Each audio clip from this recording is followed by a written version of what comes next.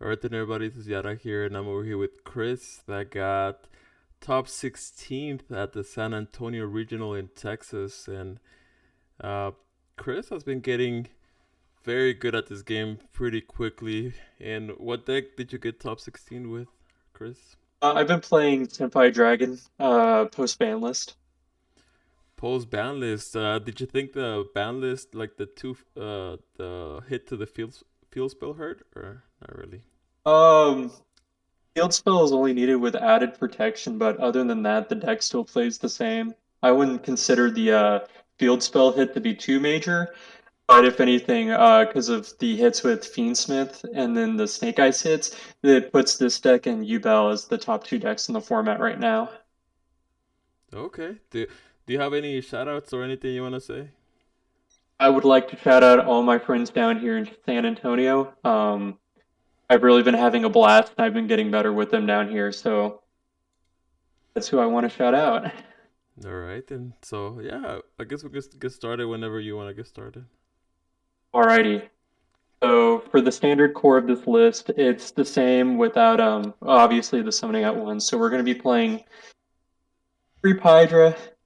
This card right here really gets the deck going, and it helps with searching, especially with Field Spout 1. This really helps us get into that better now, as the Field Spout, really for me, I didn't pick out Field Spell much. I went into Kaiman more, but the 3 Pydra, Pydra at 3 is obviously a given for this deck. Chandra, again, very standard for the list. Chandra basically in battle. It's if you see this card and your opponent doesn't have much, Chandra basically gets the job done. The game is there. Now, I'm running Audra at one. The reason why I'm running this card at one is because there's more ways to get into it, but you do have to play with it more conservatively as it's your Monster Reborn for the deck for your weaker cards, that I should say. Um, the only way you can really scoop it back up from your graveyard is with Biden if it leaves the field. So, but Fodder at one is really nice. It allows me to play more non-engine in my deck, but it forces me to have a more conservative play style overall in my list. I'm playing two Genroku. It's a really good card to fish out others in. If anything, though, it's not a card I really like opening up. That's why I'm playing two. But if I do happen to open up and it's the only thing I can go into, it can at least fish me out another level 4 lower fire or Tenpai Dragon from my deck without it really harming the stats or anything of the cards. But it does dragon lock you after use. So Um, I'm seeing no monster. No, so you're not playing Dora Dora, the other. um, I don't like Doradora. If Doradora gets hit, it kind of ends you kind of just end on it, which I don't like, unless you have other starters like Hyman in hand. But I don't play Doradora. You don't need to play Doradora in this deck. Doradora is just a nice option to have, but I don't play it, and it works for me, but it might work for other people. Okay. I play three Song and Kaiman. Um, I feel like Kaiman is now better in this deck thanks to the release of Genroku in Info because it activates in sequence, but you don't have to add the card you don't have to summon the card you add off it during the battle phase. So Genroku gives you more board advantage. Well, Kaiman gives you more board advantage thanks to Genroku if you have another name in hand. I'm playing obviously one of the field spell best card in the deck. That main phase one protection is really nice. It's really nice too with another card in the deck that I really like going into, or that like to have as an option. But Song and Summoning has, I didn't really need to use it much in my matches during the regional. I managed to get most of the job done without it, but when it did show up, it was pretty nice to have. Um, For additional searches I have in the deck, I'm running one Pot of Prosperity. I don't really like this card because it takes away a lot of cards I could go into in my extra deck. just for a search that could get hit by Ash. And then just it being at one, me personally, I don't like having to play one of cards in my deck unless I have to. So I gave one of Prosperity a go and only used it like twice, and it didn't even give me the game the turn I used it. So I'm kind of wishy-washy about this card right now. And then I'm playing one Terraforming. Um, to go into my field spell since really we're limited on it. Alrighty. That is what I'm playing for my actual engine. For my non-engine, I have a mix of board breakers and hand traps in this deck. So to start with the hand traps, I'm playing three Ash Blossom and Joy Spring. Um, a staple in any deck. Um, this is something I did because I don't have a Mulchummy Perulia. So I actually went about and played three Shifter in my main deck. And this card was so nice because even though this card can hurt Tenpai, Tenpai has better pressure under Shifter than most meta decks now. So just having Shifter as an option is really nice because especially for giving us an advantage, especially in board for a board. W- Um, did anybody ever scoop when you drop shifter on them or uh, no, not really, okay? but end up the turn after I used Shifter, I ended up winning. So Shifter really gave me a boost in the board. I'm playing two Roland Lockbird. This card was really nice to see. Um, I'm only running two. I don't want to see it. I don't want to see it as much as Dimension Shifter because I know a lot of decks can play through Roland Lockbird, but it was really nice to have on board. And then this card, it really helped me out in a lot of matches. But Nibiru, I'm playing three Nibiru in the main. That's Um, I actually don't see many Tenpai players playing this in the main. That's interesting. so since I don't have Perulia, I threw in three Nibiru, and this card was nice, especially in decks like Yubel Fiendsmith. When they're trying to go into the High Wave King Caesar, I would nib on the Necroquip engraver board that they end up on, and it was really nice. Just being able to clear. Um, there's a side piece, or there's a piece I have in my side deck that really goes along and pairs well with this card. But most of the time, I would just have an open or clear board for me to go into my opponent. So Nibiru really helped me out with clearing up boards and really giving me advantages going into my turn. Right here, this card has really became the best card in the deck. This card is Bestial Magnamut. If Magnamut is able to go off, we're able to search for Genroku, and we have two bodies on the board during our opponent's end phase. And then still during the end phase, we can go into cards like Pydra to add Kaiman or Field Spell, and we're able to go into the Transcendent Dragon right away with a lot of extension during our turn. Magnamut really has a lot of searching capabilities, and these searching capabilities have really made the deck much stronger post Infinite Forbidden, which I really like. And to finish up the hand traps we're playing here, we're playing three infinite impermanence. A really good tool to just stall out on some plays and interrupt and disrupt our opponents. Really nice. Now for the board breakers, I'm playing three Raigeki. Um, this card really comes up a lot, especially just any game state. It doesn't discriminate towards battle position, and it doesn't bother you like Dark Hole does, or affect the user like Dark Hole does. So I just this is like the only real monster destruction I run in the deck. I would prefer to use. And then for back row, I'm running two Lightning Storm and Harpies.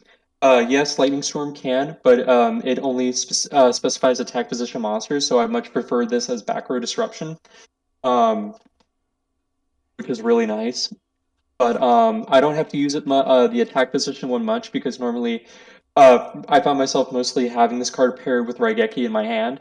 So I was able to get really good board wipes, and then whatever's left of my opponent's board, my dragons were just enough to take care of it. And to finish off, I'm playing two Forbidden Droplet. Two is I like two in this deck. It really went not. It was really nice to have. And then two Triple Tactics Talents. This card came up quite a bit. It's nice because it allows me to both break my opponent's board, but then the hand knowledge and then the +2 is also convenient too, because it allows the +2 just adds more consistency for us to have, and then the hand knowledge knows allows me to know what I'm working with. Plus, it allows me to flip a card back into the opponent's deck, and that's it for the main. I feel like some Tenpai players go like all board breakers or all hand traps, but you have a nice mixture between the two, right? Yeah, Mm-hmm. I don't like going all in on one Mm-hmm. because when I played all board breakers, I was like, man, I wish I had some interactions here. Like I wasn't drawing any interactions to mess with the opponent's board. Plus, I feel like if I let my opponent have too much of something, then I don't feel like board breakers would be enough. Because there's certain cards that like just completely play through the board breakers. So I just need to have a. I feel like having a good mix of the two allows for me to best play through my matches. And then, depending on what circumstances or the deck I'm playing against, it makes siding out really easy too. Because then I know, okay, this isn't really working out for me. I need to take this out, but this part of the deck has been coming up or could come up in a really good manner for me. That's what I like about having a mix. That makes sense. So for the extra deck, I'm playing two Biden and two Transcendent. I did not have a Trident Dragon at all during this regional. Oh wait, you So top without trident? That's correct. yeah, I ordered a Trident Dragon like 3 weeks ago, and it didn't come in the mail like till this week. So I had to go through the regional without a Trident Dragon. Wow. See, and that's for all the Tenpai players that give excuses that they can't top because they don't have it. So there you go. I know. Yeah, but I run two. Galaxy, I feel like is about to be a good deck. So that Galaxy 100, they're gonna try to rip a card out of your deck, and they're gonna see the double, and they're gonna be like, "Oh wow, there's really no good hits in the deck." um, I'm running one Black Rose, one Moonlight, and then one Ruddy Rose. I went into Ruddy Rose once during my matches.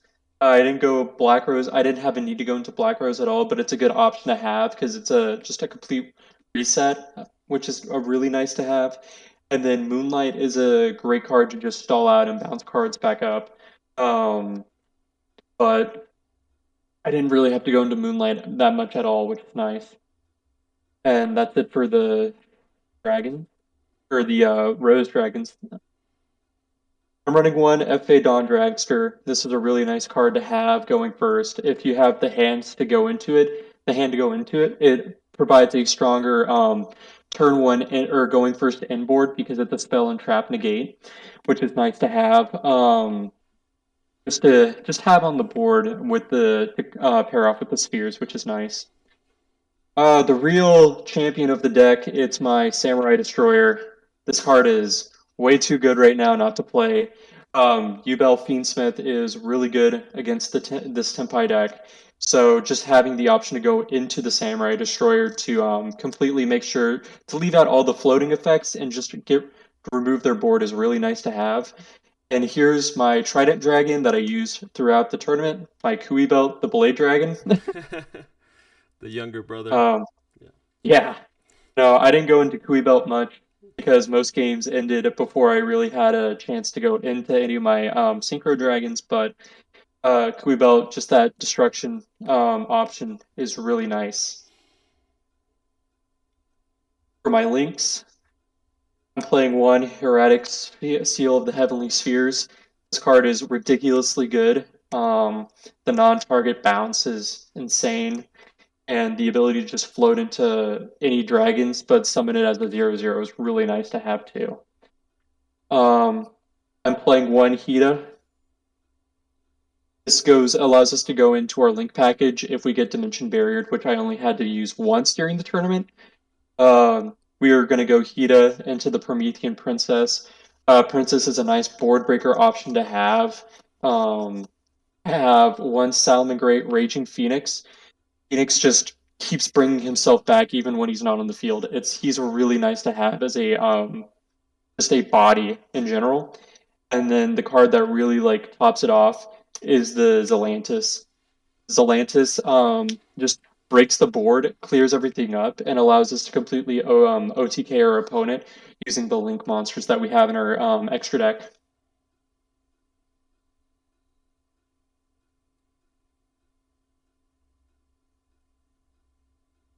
For my side deck, I'm playing three Ghost Mourners. It's a nice option to have to side into if we really need the extra support with our hand traps just to stall out our opponents. Did he, Then I like. did he ever go into time? Because I feel like this is a good time option, but I don't know if you ever went into time. So there was one match I had where I barely skated into time that I won. It was against UBell, but I didn't go into time at all, which was really nice. Nice. So Mourner was nice to have for a negate. I played three Ghost Sister and Spooky Dogwood.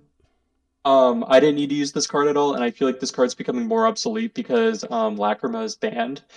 But as a time option, I do like Spooky Dogwood, but it depends. It depends on the situation you're in because if your opponent's playing a plant deck and they're comfortable like ending on a 0/0 board, then you're kind of just like, oh well, you kind of lose there. Yeah.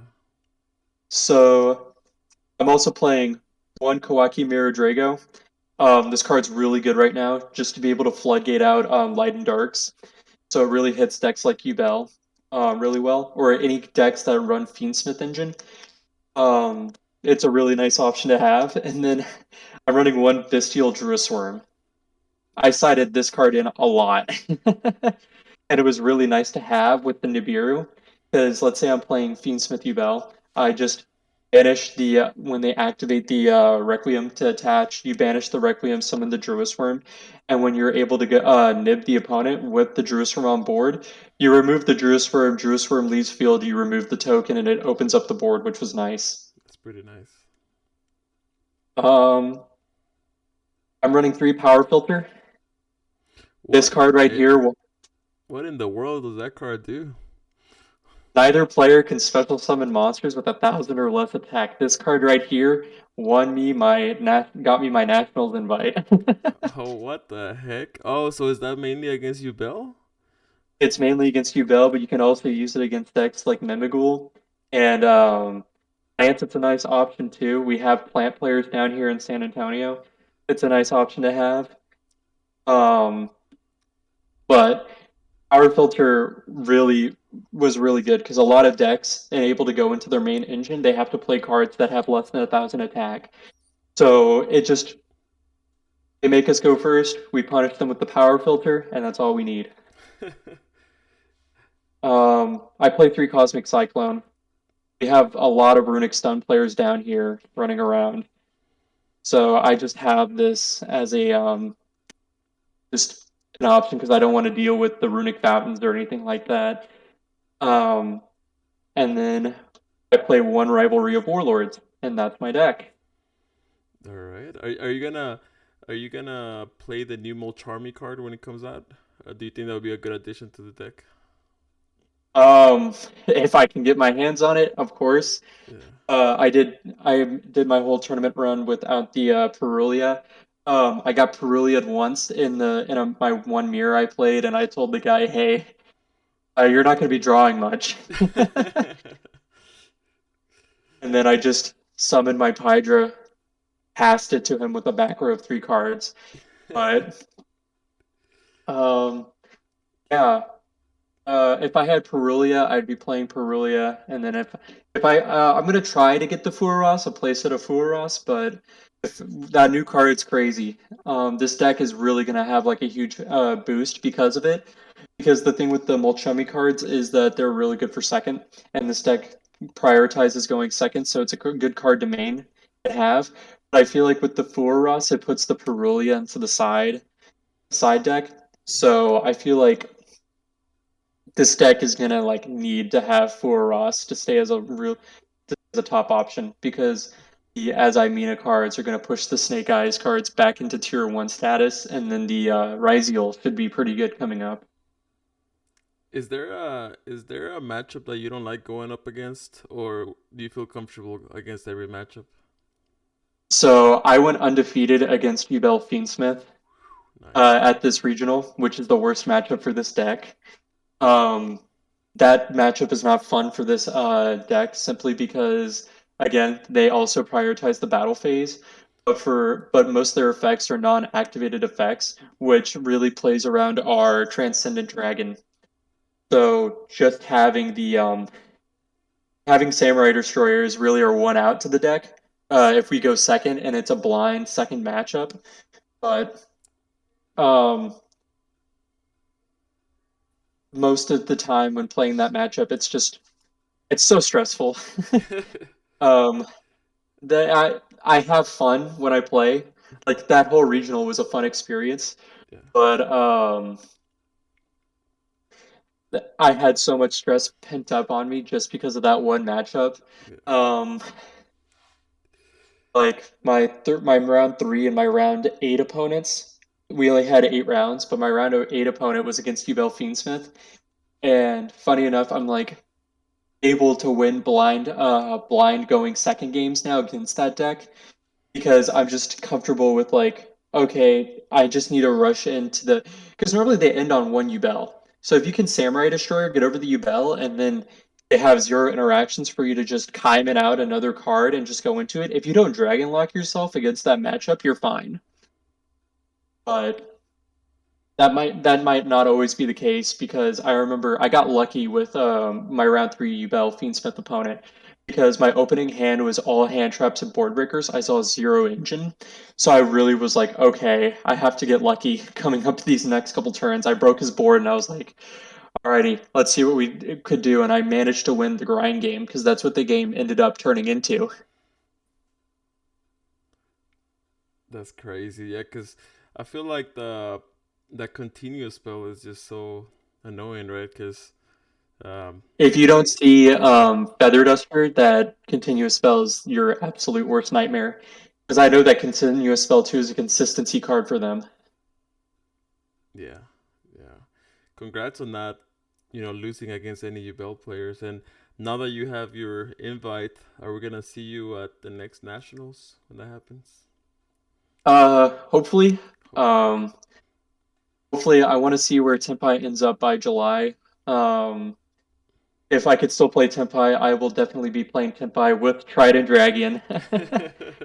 um, yeah, but you will see me at Nats. This is my first nationals that I will be going to. Hopefully it's a good turn up, but right now I'm just trying to have a good time with the Yu-Gi-Oh. I'm taking a little break right now. For nationals, my main goal is just to have fun. If I could do well at Nats, that'd be stellar. But now I want to just go to a bunch of regionals for a bunch of side events and get to partake in those. Oh yeah, yeah. Appreciate it, Chris. Thank you so much for that deck profile. Thank you. Thank you for having me. It's always a blast being on the Yada show. Oh yeah, you know it. Thank you.